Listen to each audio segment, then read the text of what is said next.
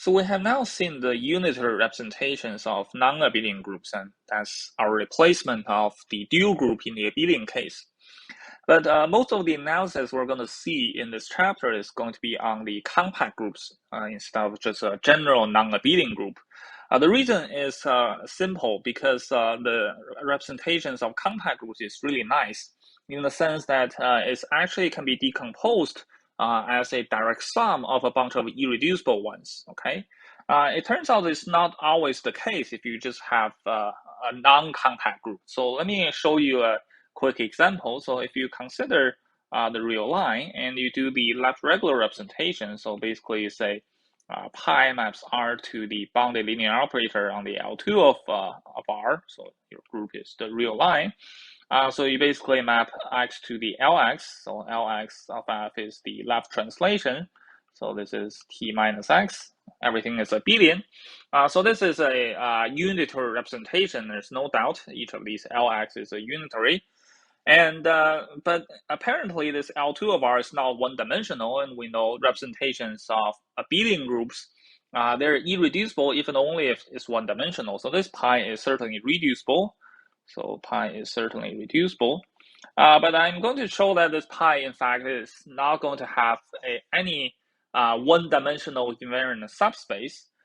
Because if you have one, so let's say H, suppose that's equal to span of some f, okay, one-dimensional f in the L2 of R, and if it's invariant under pi, then what happens is that if you consider any Lx of f, that's going to be inside H, so it's going to be some multiples of f, so let's say Cx of f, and because your Lx is unitary, so it should preserve the L2 norm. So you can check that the Cx is certainly inside the unit circle. So what happens is if you evaluate f at say t and you translate by this x, so its absolute value should be equals to the Cx f of t, but Cx is in the unit circle, so this is just f of t. So in other words, that shows that the f of t is going to be a constant. Okay, so it's a constant. But apparently, if you have something that's a constant, it's not going to be in the L2 of R. Okay, your R, if you integrate anything non-zero, a constant over the real, then it's certainly going to diverge to infinity. So this is not going to be in L2. So basically, this shows that this pi has, even though it's reducible, you cannot write it as a direct sum of irreducible representation. So pi is not a direct sum of irreducible ones. Okay, so that's really bad. Okay, because direct sum is much easier to understand. Well, there is a way to write this pi as some kind of sum of irreducible ones. It's called a direct integral. I'm not going to talk about it in this course. It's much more complicated than a direct sum. So basically, you make a more continuous version of this sum. Okay, but now we're not going to talk about that. So the point is that as long as your group is not compact, these kind of thing can happen. So a reducible unitary representation, well, it may not be a direct sum of the irreducible ones. So it's kind of bad, okay? So what we do is that, well, in fact, if we move to the compact groups, okay, then, well, this problem will be solved, okay? It turns out for compact groups, all the unitary representation, you can decompose it into these direct sums. All right, so let me just start with the following lemma. So this is a lemma actually I copied from Dana Williams' course note. He wrote a lot of nice course notes on cross products, so I'm using a lot of stuff from his website.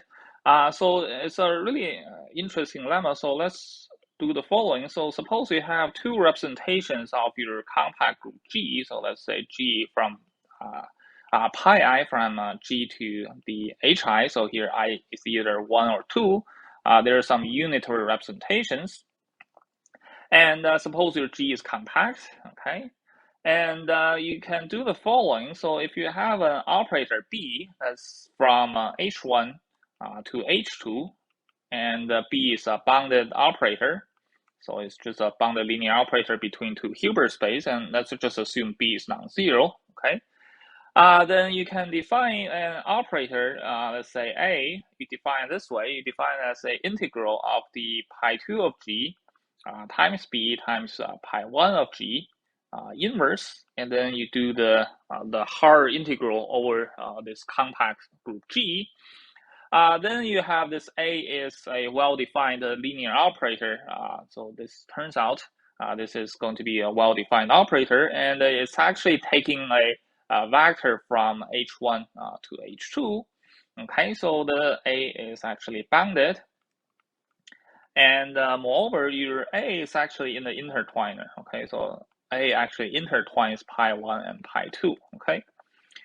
So how do you understand this A? Well, you can understand this A as a kind of an integral of a bunch of operators. But if you're not quite confident with that yet, you can treat it as a operator that takes a. So you think about A applied on some vector U and then inner product with some V. So that's just the integral of your operator applied on these vectors and take the inner product. So this is. Let me write it. This is the integral of this operator. What you're integrating apply to U, and then in the product be dg. Okay, so that's how you define these A. So to show this is bounded, well, we just need to show that this inner product is going to be bounded by some constant times the norm of U and norm of V. So it's going to be put the absolute value here. Do the standard trick, less than equals to the absolute value of whatever is inside. So you have this, let's move the pi2 of G to the other side. Okay, so you have a B of pi1 of G inverse U, and then you have a pi2 of G inverse V. Okay, so here U is something inside H1 and V is something inside H2, I should say that.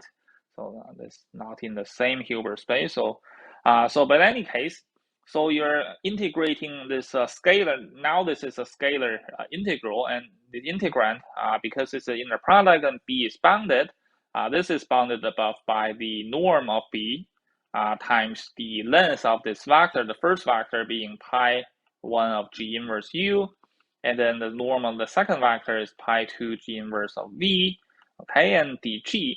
But everything here, pi is unitary, so you can just ignore the pi, okay, pretend it doesn't exist, it's unitary, preserve the norm, and you're just integrating a constant, okay? So let's just, without loss of generality, assume the Haar measure on a compact group integrates to 1, so this is evaluates to the norm of B times the norm of U and the norm of V, okay? So because of each of these inner product evaluate to these kind of bounded by a constant times norm of U and norm of V, then we know that A is indeed bounded. And in fact, we know that the norm of A is bounded above by this constant B as well, okay? So we actually define a bounded linear operator from H1 to H2 in this way. And now let's see that A is an intertwiner. Well, this is because the following. So if I apply pi1 of R, okay, and what I can have is that, well, let's write it out as a integral of a bunch of operators. So A, by definition, is pi2 of GB, pi1 of G inverse, and now I multiply in a pi1 of R. And then, so let's merge these pi1s together. So let me merge these two terms. So let's write it as a pi1 of G inverse, and only write here multiply by an R. And because your G is dg is a left hard measure, so you can do a change of variable. You replace the G by RG, so you multiply an R on the left.